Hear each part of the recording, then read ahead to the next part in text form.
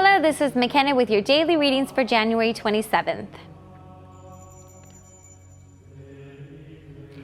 The first reading is from 2 Samuel 7. But that very night the word of Yahweh came to Nathan. Go and tell my servant David, Yahweh says this. Are you to build me a temple for me to live in?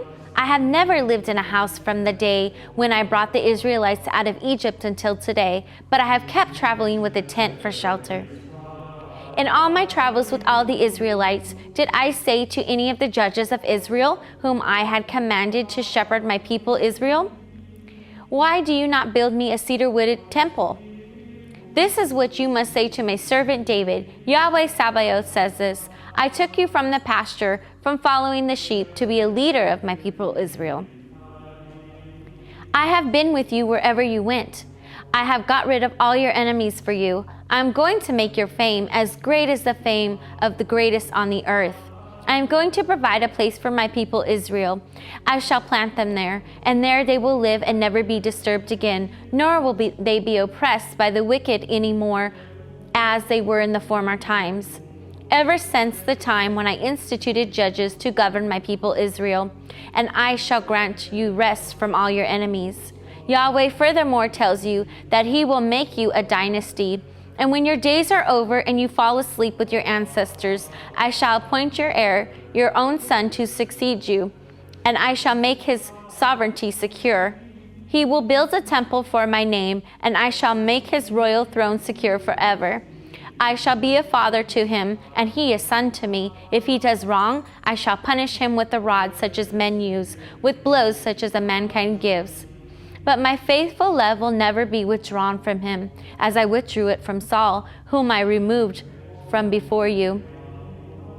Your dynasty and sovereignty will ever stand firm before me, and your throne will ever be secure. Nathan related all these words and this whole revelation to David.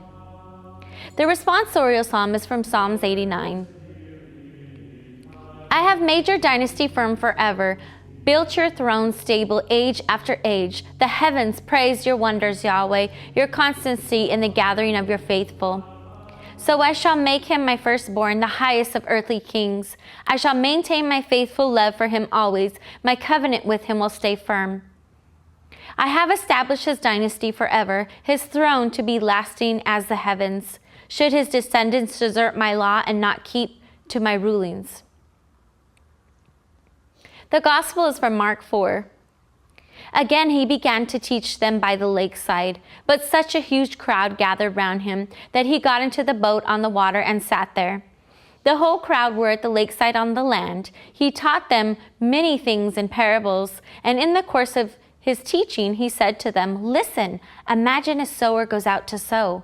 Now it happened that, as he sows, some of the seed fell on the edge of the path, and the birds came and ate it up. Some seed fell on rocky ground where it was found little soil, and at once sprang up, because there was no depth of earth. And when the sun came up, it was scorched, and having any roots, it withered away. Some seed fell into thorns, and the thorns grew up and choked it, and it produced no crop. And some seeds fell into rich soil, grew tall and strong, and produced a good crop. The yield was 30, 60, and even 100-fold. And he said, Anyone who has ears for listening should listen. When he was alone, the 12 together with the others who formed his company asked what the parables meant. He told them, To you is granted the secret of the kingdom of God, but to those who are outside, everything comes in parables, so that they may look and look, but never perceive, listen and listen, but never understand, to avoid changing their ways and being healed. He said to them, Do you not understand this parable? Then how will you understand any of the parables? What the sower is sowing is the word. Those on the edge of the path where the word is sown are people who have no sooner heard it than Satan at once comes and carries away the word that was sown in them. Similarly, those who are sown on patches of rock are people who, when first they hear the word, welcome it at once with joy. But they have no root deep down and do not last. should some trial come, or some persecution on account of the word, or once they fall away. Then there are others who have sown in thorns. These have heard the word, but the worries of the world and the lure of the riches of other passions come in to choke the word, so it produces nothing.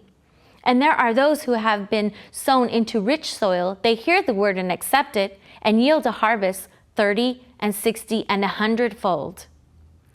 This is the gospel of the Lord.